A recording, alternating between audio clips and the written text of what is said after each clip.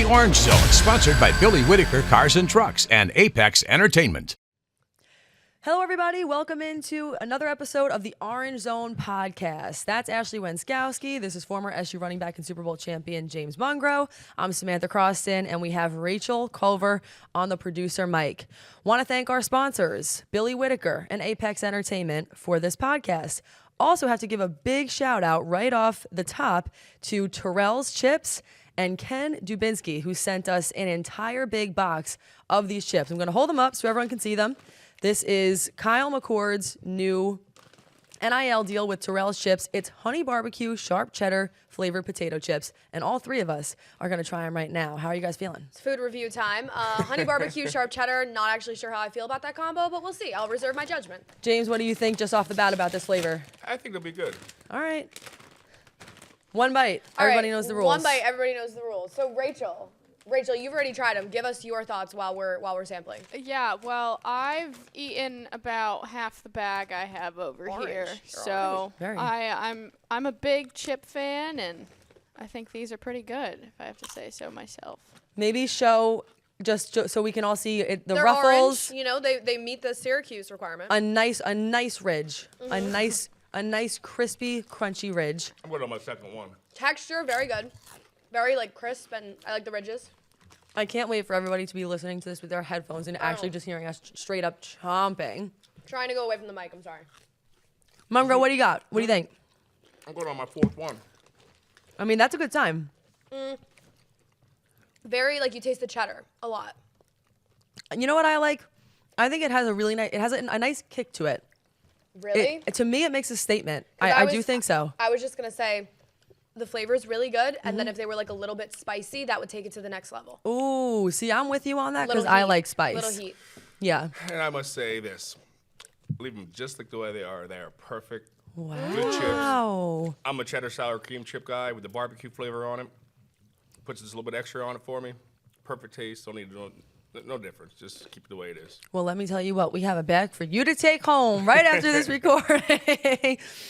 So thank you so much, sincerely, to Mr. Kubinski for these chips. Really interested.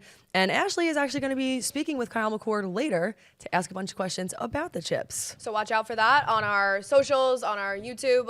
We'll hear from Kyle on just how much he was involved in this chip making process. I'm quite interested. And honestly, why he thought of that particular flavor. Was that up to him? I'm sort of curious. Right. I'm very curious, and I'm very curious to hear what he has to say. In the meantime, we're going to talk some football. Mm-hmm. We're going to talk about Syracuse's 42-14 win over Holy Cross. Then later in the episode, we're going to preview UNLV and Matthew Sluka, their former quarterback, who is now no longer with the team. It's been a very interesting week. We're going to start and take a beat on Holy Cross. 42-14 win. Syracuse offense recorded a season-high 541 total yards, including 416 through the air. There were good things. There were bad things. There were things in the middle.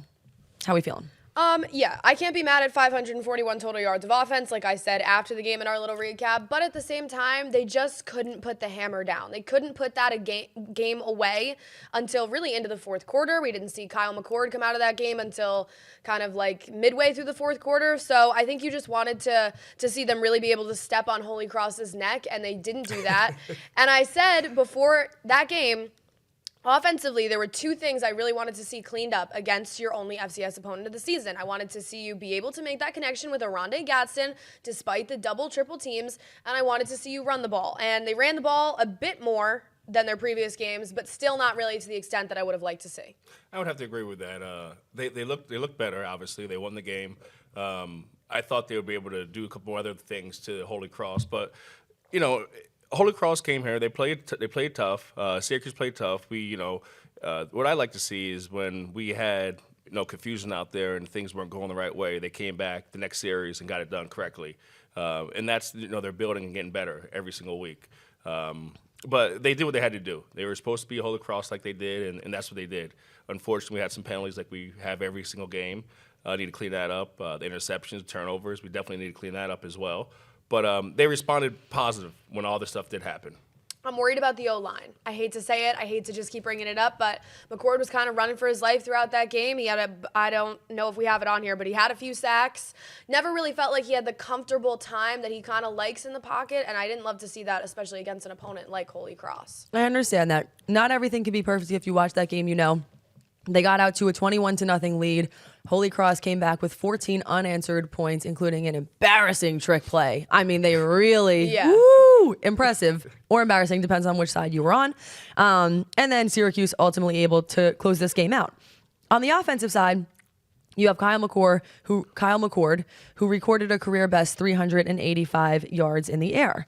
He's also the first quarterback in program history to throw for 300-plus yards in 4 consecutive games. On the other side of that, he threw 2 picks. What did you guys think about his performance this game compared to what you've seen so far? Well, the first pick, wasn't his fault. It was off the wide receiver, and, the wide receiver had to catch the ball. The second pick, I have to blame it on him. But, when you look into that, too, as well, was he rushed? You got to look into the whole big factor of why that happened. But, he's doing very well. They're throwing the ball. He's throwing the ball very well. Yes, I still think he's trying to get his confidence with the offensive line up front. But I think they're coming together a little bit better than they were previously. Yeah, I mean, I think his ability to spread the ball around was impressive in this game. I think we wanted to see that. Again, no Oronde Gadsden, but a lot of other guys involved. Umari Hatcher, Daryl Gill even caught a touchdown, Jackson Meeks, and it was a coming out party of sorts for Jackson Meeks, right? A guy who didn't really see the field a ton at Georgia, transferred here this offseason to play here. He was Power Football Focus's highest graded receiver throughout college football last week. He got a grade of 90.5, and he also won ACC Receiver of the Week. So great day for Jackson Meeks. I have to say, I agree. And even at the press conference, I thought it was interesting because some people, of course, were asking Fran Brown yesterday about Jackson Meeks' performance. And he said it's not to take away from the Syracuse coaching staff or anything that they've done with him here. But he was always this guy. Yeah. Even at Georgia, he was this guy with this mentality. But now with us, he has an opportunity. And I think it does go to show in college football, especially, how many players who are sitting on the bench somewhere are really talented guys that elsewhere could have an amazing opportunity. So he mentioned this was just a good fit for Meeks, and I knew that he could make an impact here. But it goes to show that I think he was always that player. Now he just has a chance to shine. On the other side, you also had LeQuint Allen, who recorded his first rushing touchdown of the season, total 135 all-purpose yards. From your standpoint, obviously being a former running back, what'd you think about Allen? I thought he did better than he has been in the past. There's some things, though, that are still out there that there's a lot more yards out there you can get. Keep his vision open a little bit better. And obviously, it starts up front with the offensive linemen. Yes, they blocked a little bit better this past week. But, obviously going against a tougher opponent this week coming up is going to be a lot harder. So if he could do the same type of thing against UNLV, then we're heading in the right direction. Yeah, I still don't think we've seen LeQuint be able to find that real lane, get that big breakaway play that we saw him do a lot last year. So I think that's still ahead of him. But back to Meeks for a second, I also think that that's really valuable to have a third receiver, right? The first 4 games, or the first 3 games, I should say, it was really all Trevor Pena, Oronde Gadsden. But when you can't find those guys, and when you don't throw touchdown passes to those guys, to have kind of now a third option that is really valuable to you and that you have a connection with, I think is good. And Fran Brown shies away from, he doesn't like to name a wide receiver 1 or a, receiver depth chart option when he talks at his press conferences. But when Gadsden and Pena are shut down and double teamed, to have a guy like Meeks out there as well is really good for your offense. Not one doubt about it. On the defensive side, you also had Jaden Bellamy, who had a pick 6. The defense was able to do some nice things in this game. To Mungro's point, I don't think that Syracuse necessarily played badly in this game, but I think that there were some mistakes that were made, and I felt this way a couple times, that against a harder team, it's not going to fly, and it needs to be tightened up. I still, right now in my mind, think that game against Georgia Tech was the best they've played, and it's not particularly close. I'd like to see them continue to improve in a positive direction, and UNLV is going to be an interesting opportunity to do that. Before we get into this Friday's upcoming game, Rachel put a list, this bullet point of standout season stats. I'm not going to go through all of them, but I want everybody to pick out one that interests them and maybe explain why. This is on the first page, the hellos and a check-in right at the bottom, standout season stats. And I'll start to give you guys a second to look. You know what? One thing, though, you forgot to talk about is the defense. The defense held Holy Cross to only 8 first downs. to our 32 first downs. So I mean, the defense is, I feel like, is doing a lot better, and they're tightening up they're tightening up on the rushing. 9 yards. They only gave up 9 yards. 9 yards on the ground. That's no joke. I mean, that's yeah. That's. I believe it was in the second half. They were even better. I believe it was 32 yards in the entire second half they gave up to Holy Cross offense. So that was really good. But I still would like to see them rush the passer a little more. I would like to see some more pressure to opposing quarterbacks, which we're going to see it this week. I mean, hopefully. 100%. We're going to see it this week. We have to see. They got to do something to stop the quarterback. Yeah. I almost feel like in every position group, that's the way I feel, though, is what you just said sort of encapsulates it for me. There are some interesting and positive things that are happening. There's also some things that need to be cleaned up, except for maybe one, which is special teams, and we should take a beat on that, too. Holy Cross, in that game, special teams, as a unit, they went 0 for 3 on field goal tries, one of which was, I'm not going to say maybe blocked, but Holy Cross had a touch on it from 28 yards away. It wasn't a good team. It wasn't a good day for the unit in general, and that is something that needs to be cleaned up. They have to correct. They have to correct some things. I mean, and whether a tough opponent like UNLV coming up, you have to correct these little things in order to beat these bigger opponents. I feel like every position group and then the team as a whole is kind of like 75% of the way there. When you're running sprints and it's like, all right, give me 50, give me 75, give me 100%. I feel like everyone's kind of at 75%. Now, a third of the way into the season, right, 4 games through, sure, now show me what you're made of against UNLV this week. But that's just kind of how I'm left feeling. Even with the blowout that Holy Cross was, I feel like it was a 75%. There were times where I felt like the dome was a little deflated in there. Like there were Second, some moments where you felt good. a little bit worried about what could come. And yes, it does seem like it's some of these little things that need to be cleaned up. But I feel like, and especially you as a former athlete, in my mind, the little things make the big things. You're right. At the end of the season, it comes down to the accumulation of all of those little things being cleaned up to put the whole thing together. You're absolutely right. So we'll see what happens. As far as some of these stats, I'm going to go first. The thing that sticks out to me out of these bullets is Syracuse has compiled 14 touchdowns through the air and 3 rushing touchdowns. I think no matter what has gone right or what has gone wrong, game in and game out, Mungro's already laughing. He's probably going to say something about penalties. Anyway, No, you took what I was going to pick out. Of course I mean, you did. every single time. I'm just saying, I'm honestly asking, does anyone believe him? Does anyone even believe him anymore? I'm going to start anymore? circling the stuff when I come in, exactly what I want to touch It's like base on. oil and vinegar, folks. Oil and vinegar. We will fight offline about this again.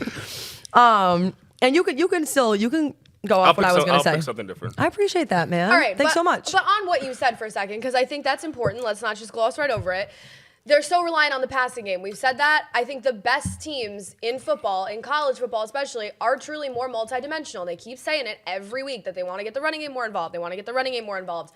For this team to reach its full offensive potential, I think we will see that when and if the running game gets more involved. And that's a big thing, though, when you're talking about the running game and the passing game. Right now, the offensive linemen, they're I don't want to say just pass blockers, but that's their mindset when they have this good quarterback. We have Kyle here, because Kyle could throw that rock. We all know that. You keep him safe inside the pocket safe, everything looks positive for Syracuse. But like you said, we need a running game. Without a running game, you can't be one-dimensional like that and win these big games. And I think it's important on the O-line, too, to point out that this is a new group, right, with Big Spoon, Savion Washington. A lot of the best teams in college football that you see have O-lines that have been together for 2-3 years. This is a group that is newly formed. You have John Ray Reed under center, who's been there for a while. You have guys like Jacob Bradford, Mark Petrie, who have been there. But it's all together a new unit, and I think that, yeah, for a new unit, it is going to take a few games to kind of have that connection. Honestly, though, when I pointed out that stat, that's actually not what I was going to say. But although I appreciate all that perspective, I'm actually curious what both of you guys think about this.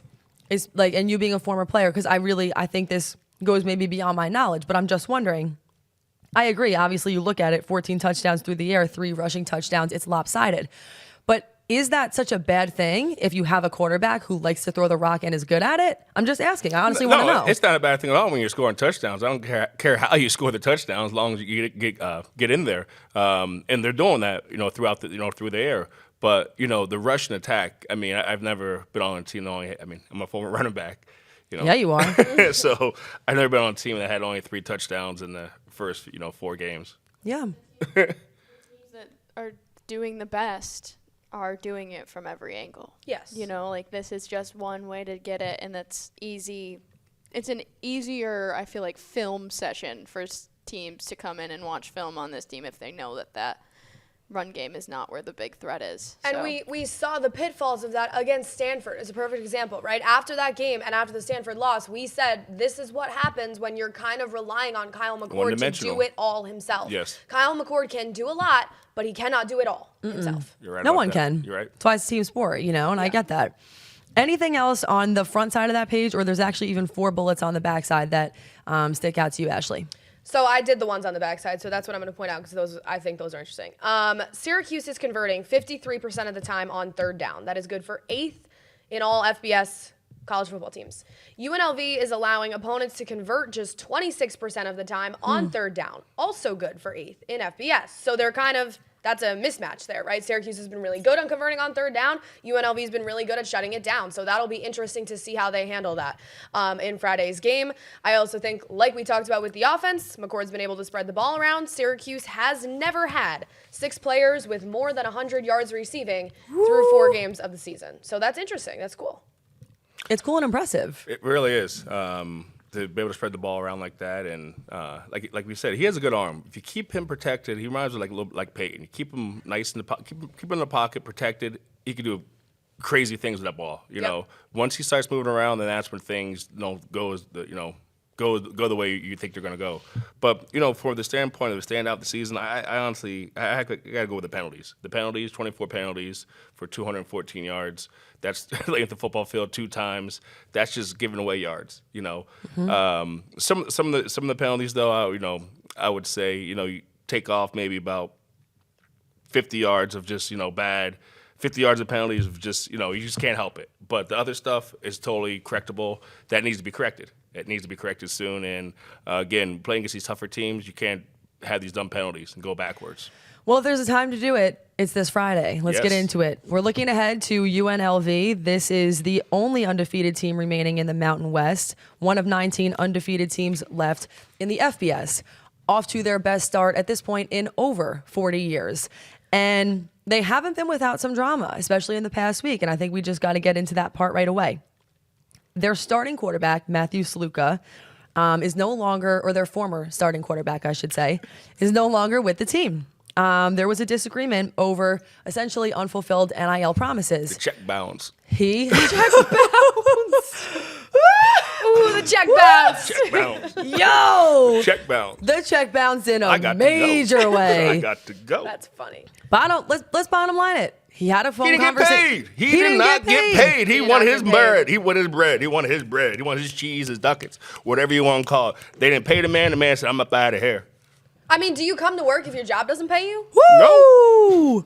But just so people, in case they don't understand it, know, yes, he was promised $100,000. It's a lot of money. Asterisk, by an assistant coach. Another asterisk, it was over the phone.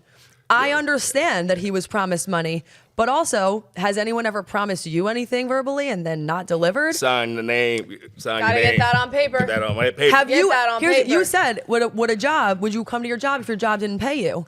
But if you didn't sign a contract here, would you expect to have a job? Also, no. And that's the problem. It's the dual-sided thing. It really is. Did he deserve that money or not? You tell me. I wasn't there, but the man dipped on the team, so it has to be something very deep. And it's a shame that allegedly they didn't pay him and everything like that, and it was $100,000. Whatever how that happened, for one of the assistant coaches to say that, that is totally terrible coaching. That's terrible. Just why would you trust him? Why would you trust the program? Why would you trust? I mean, so they lost his trust, and that's too bad. For us as a Syracuse fan, that's whatever. It is what it is. Let's bring the other quarterback in, and we'll take care of him. But, it's a terrible situation to be in for him. Yeah, I mean, like you said, it reflects poorly on the UNLV program, right? Now, if that's the example they're setting for other players in this NIL game, surely doesn't look great. I did read that he didn't have his agent that he has now at that time, so I guess he did not have an agent. It was just a verbal agreement. whatever. I kind of see both sides to it, right? I started this off by saying, do you come to your job if you don't get paid? No. Now, that's a reflection on the new era of college athletics and all that. The old era of college athletics, do you quit on your team when you're 3-0 and you have a real chance to go to the college football playoff this year? That's a whole nother thing. At the end of the day, he made a business decision. I didn't even think about that part. Yeah, he made a business decision. It's like, great point. I know. Mungro just processing listen, all this. I'm just thinking, like, the quarterback has to be pissed because for the simple fact that they won last week without him. So he's pissed Handily. about that.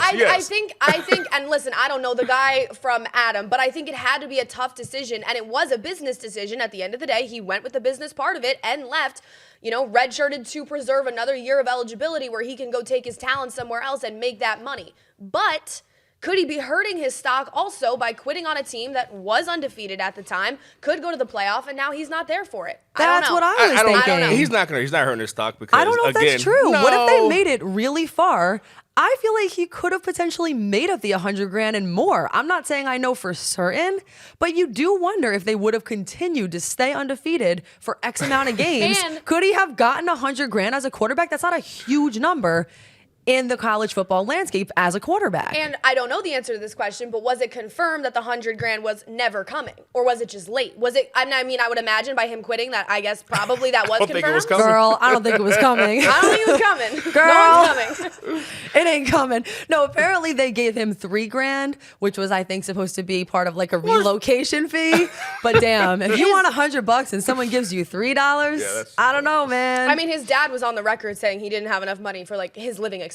So like that I get. If you're the quarterback at a major program like that and you're literally and broke, UNLV in Vegas, and you're broke. In Vegas. Not in Vegas. They really said what happens in Vegas stays in Vegas. I guess it doesn't though, because the whole world was could have on took that it. $100,000, went to the casino, flipped it over, to made a little bit more. I mean, he could have all types of things. Last note, and then I'll move past this. If the dad is really feeling that way too, honestly, and I get it that not everybody's parents are lawyers, but I was thinking this in my head. I'm like, my dad would have looked out for me in that situation. Yeah. How do you let your kid go to school based on a handshake? Right. That is insane. And if this really is a business, then we do need to treat it as business transactions, and we need to look out for. I get it. It was totally sleazeball for the assistant coach to promise something and underdeliver. There's no denying that. But end of the day, if this is all going to be a business decision, what it really makes me think is moving forward, I honestly feel bad for the guy, and we need to have a better process of how these things should go moving forward. That's ridiculous. As a player, though, I'll be honest with you, as a player, and it's just too bad this happened to this young man, but it's just common sense. You're a college football player. You're smart. You're going to school there. You're getting good grades, hopefully. You got to sign your name on the contract. Like, I do this podcast. I had to sign a contract to do this podcast. Like, Mungo's like, this ain't for free. Mungo's like, I come to this podcast and I get paid to do it. And I get paid, thanks. So it's kind of common sense. Mm-hmm. It's just really unfortunate for him. And it'd be really unfortunate if the team goes undefeated and they're in the playoffs. All of a sudden, every player has $100,000. No, I'm just saying. But that's not going to happen because we're going to beat them this week. But love that energy. Yeah, gotta. The chips got me. Yeah, I mean, I think the moral of that whole story, right, is just some poor planning on both sides led to that. No matter whose side you're on, there was some poor planning and execution at the beginning of that agreement that has now led us to where we are, which is the fact that they're starting their backup quarterback, Haij-Malik Williams, although Haij-Malik Williams had a day last week. He absolutely did. This is a 6-year senior who stepped in to throw 3 touchdowns and rush for 119 yards and another score in a 45-point win over Fresno State last week. Maybe they'll give him $100,000. I'm sorry, I just had to say it. I was impressed by his performance, and I do not, by any means, at first, in the beginning of the week, you heard this information. Their former starting quarterback is no longer with them. Easier game for Syracuse. I don't know, man. I disagree with that as well. Right? I think it's going to be a harder game for Syracuse for the simple fact that this young man can throw the ball. You said he's a six-year senior, so this is his last shot at it, and he can throw the ball and he can run the ball. So with that diversity, it's going to give us the defense some trouble. But hopefully now with the defense we just had this past week of stopping the run, hopefully we continue to stop that run because we're going to need it this week. Yeah, I think watching the tape, watching the highlights of that Fresno State game, Fresno State's a good team this year. They were atop the Mountain West before UNLV knocked them off. Not only did UNLV beat them, they really, kicked their butt. I think that UNLV is going to be a tough opponent, like you said, because now you have a mobile quarterback, which is something that in the game Syracuse has struggled this year. They've struggled against more mobile quarterbacks that have that threat to escape the pocket and score. So I certainly think this is going to be a challenge, especially with the fact that they're on a short week. I believe that they leave on Wednesday to fly across the country. They have to go play in an NFL stadium in Las Vegas. It's their You're making first some road good trip. points, Ashley. Feeling a little scared, folks. What? I don't feel scared at all, by no means. We're going to go there as a business trip, go there, take care of business, and come hope home. you're right. You know, double down on it, make some more money, and, you know, take care of we're business. going to the casino, and I'm running the table. The cool thing about this game is that UNLV is 4-0. Yeah. We beat UNLV, now we're back on the map again. Sure. It's that quick. Yeah. I mean, so this game is potentially a big game for Syracuse. All the stuff that happened before doesn't matter. We win this game, we're back on the map, and the guys, the players, the coaches are feeling good about themselves to get national media attention again. And, you know, that one loss, you know, we'll worry about that later on. Yeah, and look, I know that UNLV, like, we're talking about the Mountain West. We're not talking about a Power 5 or a Power 4 conference, whatever you want to say at this point, but there are some good teams in the Mountain West this year, and it's worth pointing out that if Syracuse is able to come out with this win, UNLV is ranked number 25 in the country, right at the bottom of the AP poll this week. It would be their first season since 2001 with multiple top 25 wins in the same regular season. Goodness, so 2001. I know, That's a big stat. 2001. Yeah. Georgia Tech first ranked win. This would be the second, so we'll see if they can do it. Yeah. You know who played back in 2001? It's funny because I was just about to be like, That was how my old are senior you? year. Okay. I Okay. never know the years that you Okay. were. Well, Sorry, I lose track of your years. I mean, that's a big stat. That's a long time ago. That's a long time ago. Well, interestingly enough, these programs have never met on the football field. And interesting stat of the week, courtesy of Rachel Culver, previous SU head coach Dino Babers served as UNLV's special teams coordinator and running back coach during the 1988 and 89 season. So maybe someone should call him up, just ask him for a couple pointers, even though that was a million years ago that he was there. I think it's going to be very interesting to see what happens here. Before we move on to predictions, does anyone have anything else that they'd like to say or point out? This is a 9 p.m. kickoff. It's going to be a late game, so get ready for that and stay awake, stay alive. Stay awake. Did you guys get the email earlier About what? about the time we're leaving For what? for the game? You didn't get the email about it, about the game? He's about to say something obnoxious, I feel like, right now. Why is that? I'm serious. We're leaving on probably Friday night from Syracuse to go to the game.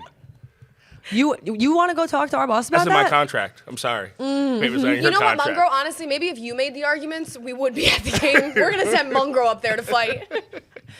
Don't leave after this. man. We won't You're be going at, up- you're going up to the we first floor. unfortunately won't be at the game, but there's a lot of reasons behind that. I mean, a 9 p.m. start, like it wouldn't even Yeah, get it's in our late. shows. There's a lot there. So It's going to be a late game, and one thing, playing late games, it can be tough for the players because the players got to wait around all day.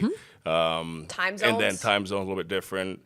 But honestly, I feel we'll be ready, and I think we're going to correct the issues we've had in the past, and we're going to go out there and stop this quarterback.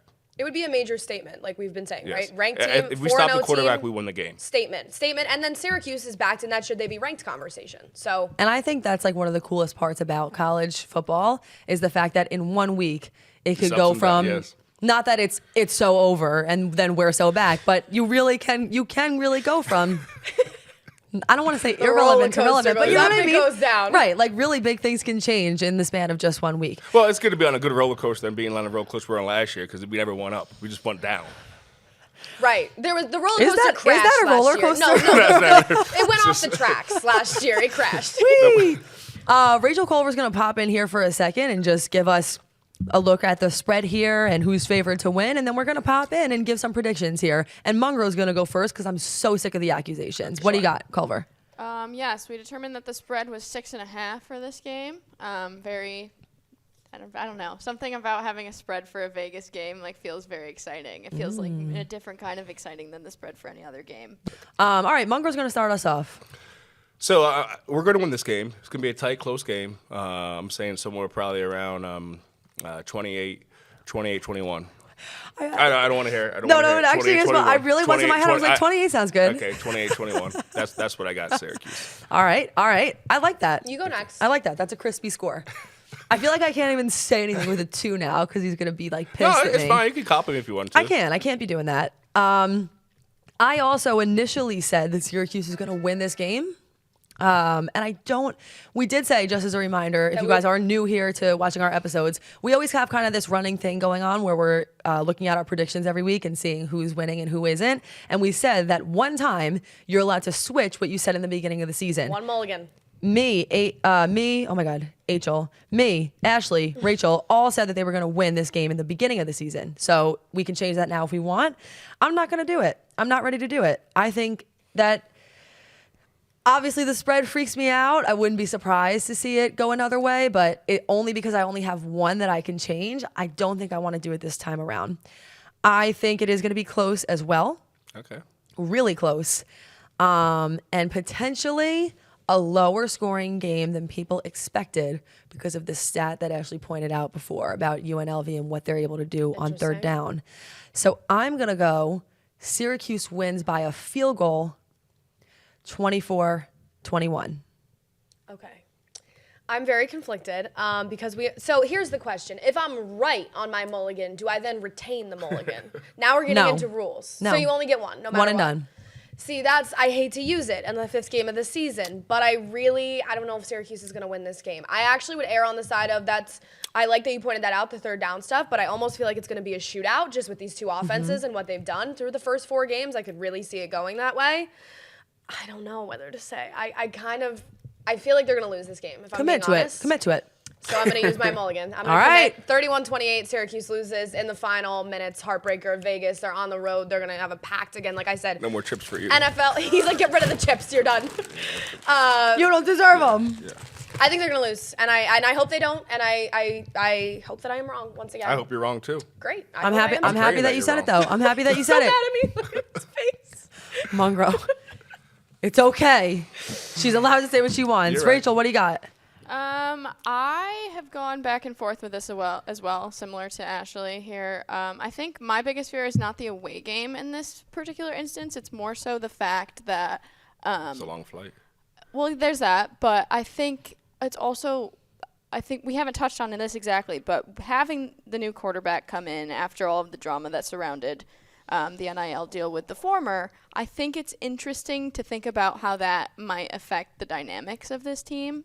Having them kind of go through something like that and then have to huddle around and build a whole new kind of, offensive and defensive approach to the game around someone who came out and did really, really well under his first game. I think that almost lights a new fire under a team. So I think that's interesting to think about it from that perspective with someone that would go very far for UNLV beating as well. We've talked about how much it would mean for Syracuse to beat UNLV, but on the other hand, UNLV beating Syracuse would also be a really good win for them go 5-0. I'm going to stick with it. I'm going to say Syracuse is going to win. I'm going to go also lower scoring as I've predicted from weeks prior. I'm going to go 20.